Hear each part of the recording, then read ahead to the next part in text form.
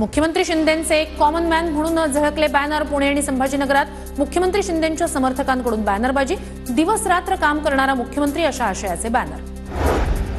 अजित पवारांच्या सासूरवाडीत झळकले भावी मुख्यमंत्री म्हणून बॅनर। धाराशिवच्या कळंबमध्ये अजितदादांचे भावी मुख्यमंत्री असे झळकले बॅनर।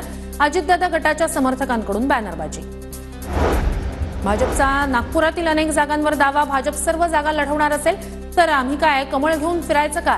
अजितदादा गटाचे नागपूर अध्यक्ष प्रशांत पवारांचा संतप्त सवाल। शरद पवार गटात आणखी एका मोठ्या नेत्याचा पक्षप्रवेश होण्याची शक्यता।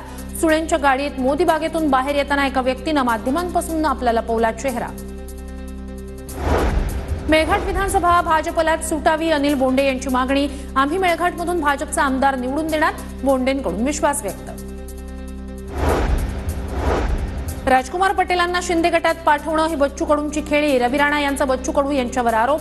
तर राजकुमार पटेलांना मेळघाटातून उमेदवारी दिल्यास विरोधात काम करू, रवी राणांचा इशारा।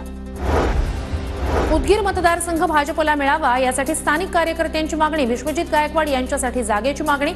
संजय बनसोडे सध्याचे विद्यमान आमदार।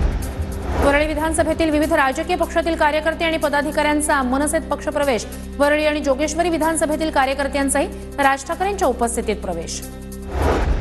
साताऱ्यातील वाई विधानसभा मतदारसंघात शिंदे गटाची जनसंवाद यात्रा। जिल्हाप्रमुख पुरुषोत्तम जाधव यांनी मतदारसंघातील महिलांशी साधला संवाद।